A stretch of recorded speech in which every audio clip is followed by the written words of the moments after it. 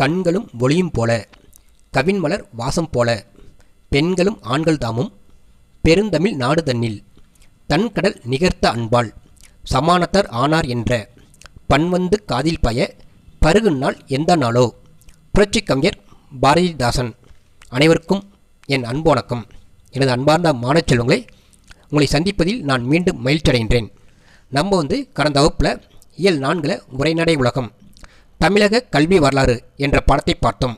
அதாவது ஒவ்வொரு மனிதருக்கும் இந்த உலகத்தில் அடிப்படை தேவை கல்வியாகும். ஒரு மனிதனுக்கு எப்பொழுது பெருமை உண்டாகும்னா கல்வியால் மட்டும்தான் பெருமை உண்டாகும். மேலும் பார்த்தீங்கன்னா உலகத்தில் உள்ள ஒவ்வொரு சமயங்களும் தமிழகத்தில் கல்விக்கு எவ்வாறு சேவை புரிந்தது என்பதை கடந்த வகுப்பில் பார்த்தோம். இன்று அந்த பாடத்தின் தொடர்ச்சியை நாம் விரிவாக காண்போம். பக்கம் 95 எடுத்துக்காங்களேன். தமிழகத்தில் விடுதலைக்கு முன் கல்வி வளர்ச்சி, அதாவது நாடு சுதந்திரம் அடையிறதுக்கு முன்னாடி நம்ம தமிழ்நாட்டில் கல்வி எவ்வாறு இருந்தது அந்த அட்டவணையை பாருங்களேன்.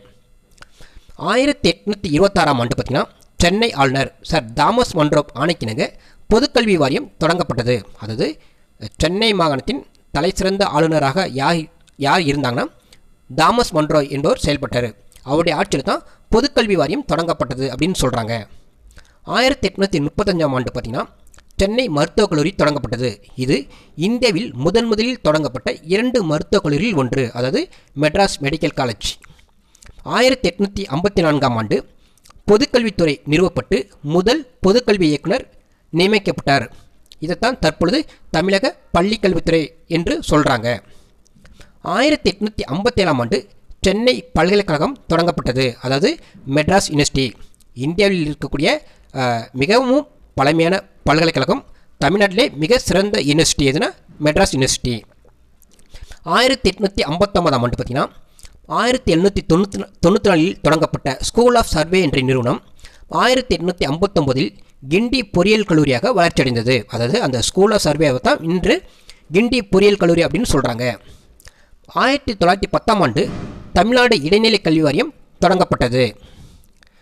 1911ஆம் ஆண்டு பள்ளி இறுதி வகுப்பு மாநில அளவிலான பொதுத் தேர்வில் நடைமுறைக்கு வந்தது. அதாவது இன்றைக்கி 10th 11th 12th பப்ளிக் சொல்கிறோம்ல, அரசு தேர்வுன்னு சொல்கிறோம்ல, அந்த சிஸ்டம் என்றைக்கு நடைமுறைக்கு வந்ததுன்னா 1911ஆம் ஆண்டு நடைமுறைக்கு வந்தது. இந்த அட்டவணை நல்லா படிச்சுக்கோங்க. இதுலேருந்து 1 மார்க்கோ 2 மார்க்கோ கேட்பாங்க.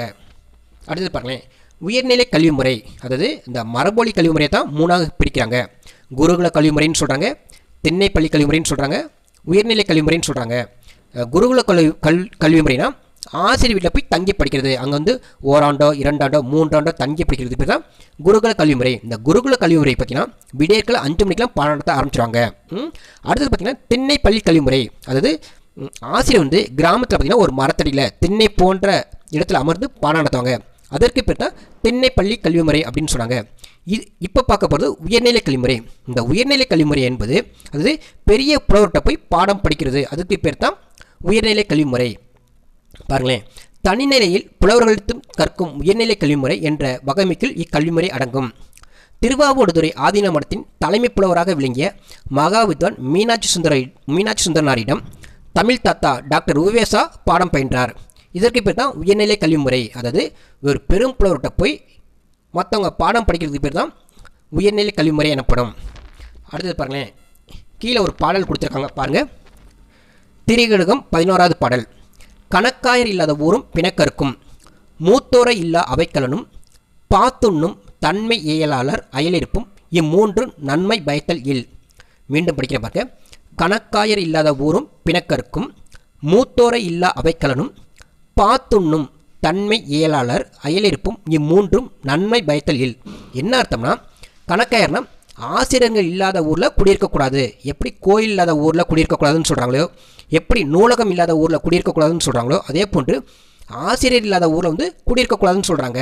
ஏன்னா அங்கே பிரச்சனை வந்தால் கூட தீர்த்து வைக்க ஆள் இருக்க மாட்டாங்க. எனவே ஆசிரியர் இல்லாத ஊரில் குடியிருக்கக்கூடாது அப்படின்னு சொல்கிறாங்க. அப்புறம் மூத்தோரை இல்லா அவைக்கலனும். ஒரு சபைன்னா ஒரு அவைனா படித்தவங்க இருக்கணும், படிக்காதவங்க சபையில் அமரக்கூடாது. அடுத்து பாருங்களேன், பாத்துண்ணும் தன்மை இயலாளர் அயலிருப்பும். இப்போ நீங்கள் சாப்பிட்டுட்டு இருக்கும்போது பிறருக்கு கொடுத்து உதவணும். அப்படி இருந்தால் தான் அது நல்ல பழக்கம். கொடுத்து உதவணும்னா நல்ல பழக்கம் கிடையாது. இம்மூன்றும் நன்மை பயத்தல் இல். இம்மூன்றாலும் நன்மை கிடையாது அப்படின்னு சொல்கிறாங்க. எதுனா ஆசிரியர் இல்லாத ஊரில் குடியிருக்கக்கூடாதுன்னு சொல்கிறாங்க, அதாவது படிக்காதவங்க சபையில் அமரக்கூடாதுன்னு சொல்கிறாங்க. அது போன்று சாப்பிடும்போது வந்து பிறருக்கு கொடுத்து உதவுனா அவங்கள்ட்ட நம்ம வந்து அமரக்கூடாது. இது 3 வந்து நன்மை தராது அப்படின்னு சொல்கிறாங்க. எதில் சொல்கிறாங்கன்னா திரிகடுகம் பாடல் 11 சொல்கிறாங்க. அடுத்து பாருங்கள், தமிழகத்தில் ஐரோப்பியர்களின் கல்விப்பணி. அதாவது நம்ம தமிழகத்தில் வந்து கல்விப்பணிக்கு ஒரு ஆணிவேர், ஒரு அடித்தளம், ஒரு அஸ்தியாரமாக யார் இருந்தாங்கன்னா ஐரோப்பியர்கள். இவங்க வந்து பார்த்திங்கன்னா தமிழகத்தில் வந்து நிறைய சமூகத்தில் வந்து ஒரு மாற்றத்தை ஏற்படுத்தினாங்க. நிறைய கல்விக்கூடங்களை வந்து உருவாக்குனாங்க. இன்றைக்கி வந்து தமிழகம் வந்து ஒரு கல்வி வளர்ச்சிக்கு ஒரு அடித்தளம் யாருன்னா ஐரோப்பியர்கள் என்றால் அது மிகையாகாது. பாருங்களேன், 1453ஆம் ஆண்டில் தொடக்கத்தில் ஜெர்மனி நாட்டவரான ஜான் கூடன்பர்க் வடிவமைத்த அச்சேந்திரம் கல்வி பெருக காரணமாயிற்று. இன்றைக்கி நம்ம எல்லாம் படிக்கிறோம். இன்றைக்கி புத்தகம் சொல்கிறல, இந்த புத்தகம்லாம் அச்சடிக்கிறதுக்கு காரணம் யாருன்னா ஜான் கூடன்பர்க். அவர் தான் அச்சேந்திரத்தை கண்டுபிடிச்சார். அவர் எந்த நாட்டை சேர்ந்தவர்னா ஜெர்மனி நாட்டை சேர்ந்தவர். கிபி 1706ஆம் ஆண்டு முதல் டச்சுக்காரர்களின் சமயப்பரப்பு சங்கம் தமிழகத்தில் முதலாக கல்வி பணியில் ஈடுபட்டது. அதாவது வெளிநாட்டுக்காரங்க நிறைய பேர் வராங்க, பிரெஞ்சுக்காரங்க வராங்க, ஆங்கிலேயர்கள் வராங்க, டச்சுக்காரங்க வராங்க. இவங்களாம் என்ன செய்கிறாங்க, கிறிஸ்தவ சமயத்தை தமிழ்நாட்டில் பரப்புனாங்க. அது மட்டும் கிடையாது, தமிழகத்தில் வந்து கல்விப்பணி வந்து நிறைய கல்விப்பணியில் ஈடுபட்டாங்க. நிறைய கல்வி நிறுவனம் உருவாக்குனாங்க. தரங்கம்பாடியில் முதலில் அச்சுக்கூடத்தை ஏற்படுத்தி மாணவர்களுக்கு தேவையான புத்தகங்களை அச்சடித்தனர். தரங்கம்பாடி என்பது தற்பொழுது மயிலாடுதுறையில் இருக்குது. முன்னாடி பார்த்திங்கன்னா நாகையில் இருந்துச்சு, நாகை மாவட்டத்தில் இருந்தது. தரங்கம்பாடி என்பது ஒரு வரலாற்று சிறப்புமிக்க இடம். பாருங்களேன், இந்தியாவில் முதலில் அச்சரிய மொழி தமிழே ஆகும். 1 மார்க்கில் கேட்பாங்க, கோடுபட்டுக்கங்க. இந்தியாவில் முதலில் அச்சரிய மொழி தமிழே ஆகும். அதாவது முக்கியமானது. டச்சுக்காரர்கள் அறப்பள்ளிகளை நிறுவியதோடு ஆசிரியர் பயிற்சி பள்ளிகளில் அமைத்தனர். டச்சுக்காரன்னா வெளிநாட்டுக்காரவங்க. அறப்பள்ளினா இந்த இடத்துல கிறிஸ்தவ கல்வி நிறுவனங்கள், கான்வென்ட்னு சொல்கிறல மடங்கள், அதை மட்டும் நிறுவியதோடு என்ன சொன்னாங்க, டீச்சர் ட்ரைனிங் ஸ்கூல்னு சொல்கிறோம்ல, அதையும் உருவாக்குனாங்க. அடுத்து பாருங்களேன், 1813ஆம் ஆண்டு சாசன சட்டப்படி லண்டன் பாராளுமன்றம் இந்தியர்களின் கல்விக்காக ஆண்டுக்கு 1 லட்சம் ரூபாய் ஒதுக்கியது. இப்போ நீங்கள் படிக்கிறீங்க, பள்ளியில் கல்லூரியில் கல்வி உதவித்தொகை ஸ்காலர்ஷிப் தராங்களே, அதே போன்று பார்த்தீங்கன்னா இந்தியர்களின் கல்விக்காக லண்டன் பாராளுமன்றம் பார்த்தீங்கன்னா ஆண்டுக்கு வந்து 1 லட்சம் ரூபாய் தந்துச்சு. எனவே அன்பார்ந்த மாணவர்களே, நீங்களும் நல்லா படிங்க. எனவே படிக்கும் போதே சம்பாதிக்கக்கூடியது எதுனா கல்வியால் மட்டும்தான். நீங்கள் பள்ளியாக இருக்கட்டும், கல்லூரியாக இருக்கட்டும், போட்டித் தேர்வு எக்ஸாம்லாம் எழுதுங்க. இப்போ உதாரணத்துக்கு நீங்கள் கல்லூரியில் போய் ஜாயின் பண்ணும்போது யூஜிசி எக்ஸாம், அந்த எக்ஸாமில் பாஸ் பண்ணிட்டீங்கன்னா உங்களுக்கு வந்து மத்திய அரசு ஆண்டுதோறும் பணம் தரும், மாதம் பணம் தரும். அந்த எக்ஸாமில் நீங்கள் படித்து நீங்கள் வந்து டாக்டரேட் கூட வாங்கலாம். எனவே நீங்கள் படிக்கும் போதே சம்பாதிங்க. சரி, அடுத்து பாருங்களேன், அக்காலத்தில் இந்தியாவில் தாய்நாட்டு இலக்கியங்களையும் கீழே தேசத்து கலைகளையும் பயிற்றுவிக்க வேண்டும் என்னும் கொள்கை கொண்டவர்கள் கீழே தேவதைகள் என்று அழைக்கப்பட்டனர். மாறாக மேற்கிந்திய பாணி கல்வி முறையான ஆங்கில வழி கல்வி முறை மூலமாகவே இந்தியர்களை முன்னேற்ற முடியும் என்று ஒரு சாரர் வாதிட்டனர். இவர்கள் வந்து மேற்கிந்தியவாதிகள் என்று அழைக்கப்பட்டனர். இக்கருத்து வேறுபாடுகளை தீர்ப்பதற்காகவே 1835ஆம் ஆண்டில் மெக்காலே கல்விக்குழு உருவாக்கப்பட்டது. என்ன சொல்கிறாங்கன்னா, நம்ம கீழே தேயவாதிகள்னு சொல்கிறாங்க, மேற்கிந்தியவாதிகள்னு சொல்கிறாங்க. கீழே தேயவாதிகள்னா அதாவது நம்ம நாட்டு கலையில் தான் கற்றுக்கணும், நம்ம நாட்டு கல்வி தான் படிக்கணும் அப்படின்னு சொன்னாங்க கீழே தேயவாதிகள். ஒருத்தவங்க வந்து மேற்கிந்தியவாதிகள்னு சொல்கிறாங்க. அவங்க என்ன சொல்கிறாங்கன்னா, அதாவது வெளிநாட்டு மொழியில் கற்றுக்கணும், வெளிநாட்டு கல்வியை தொடரணும் சொன்னவங்க மேற்கிந்தியவாதிகள் அப்படின்னு சொன்னாங்க. உடனே இந்த பிரச்சனைகளை தீர்ப்பதற்காக தான் 1835ஆம் ஆண்டு மெக்காலே கல்விக்குழு உருவாக்கப்பட்டது அப்படின்னு சொல்கிறாங்க. தற்பொழுதுள்ள நடைமுறை சிஸ்டம் வந்து மெக்காலே கல்விக்குழு.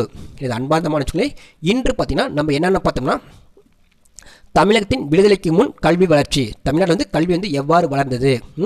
1857ஆம் ஆண்டு பார்த்தீங்கன்னா சென்னை பல்கலைக்கழகம் தொடங்கப்பட்டது அப்படின்னு சொல்கிறாங்க. அப்புறம் பார்த்திங்கன்னா திரிகடுகம் பாடலில் வந்து பார்த்திங்கன்னா கணக்காயர் இல்லாத ஊரும், அதாவது ஆசிரியர் இல்லாத ஊரில் குடியிருக்கக்கூடாது அப்படின்னு சொல்கிறாங்க. படிக்காதவங்க சபையில் வந்து அமரக்கூடாதுன்னு சொல்கிறாங்க. பிறருக்கு கொடுத்து உணவுகளை வந்து கொடுத்து உதவாதவங்க இடத்துல வந்து அமரக்கூடாது அப்படின்னு சொல்கிறாங்க. இந்த 3 வந்து நன்மை தராது அப்படின்னு திரிகடுகம் பாடலில் 11 சொல்கிறாங்க. அப்புறம் பார்த்திங்கன்னா 1813ஆம் ஆண்டு பார்த்திங்கன்னா லண்டன் பாராளுமன்றம் பார்த்திங்கன்னா நம்ம நாட்டு அதாவது இந்தியர்களின் கல்விக்காக ஆண்டுக்கு வந்து 1 லட்சம் ரூபாய் வந்து தந்தது அப்படின்னு சொல்கிறாங்க. அப்புறம் அச்சு இயந்திரத்தை வந்து யார் கண்டுபிடிச்சார்னா ஜெர்மனி நாட்டை சேர்ந்த ஜான் கூடன்பர்க் என்பவர் முதலில் கண்டுபிடித்தார். எனது அன்பார்ந்த மாணவர்களே, மீண்டும் இந்த பாடத்தின் தொடர்ச்சி அடுத்த வகுப்பில் சந்திப்போம். நன்றி, வணக்கம்.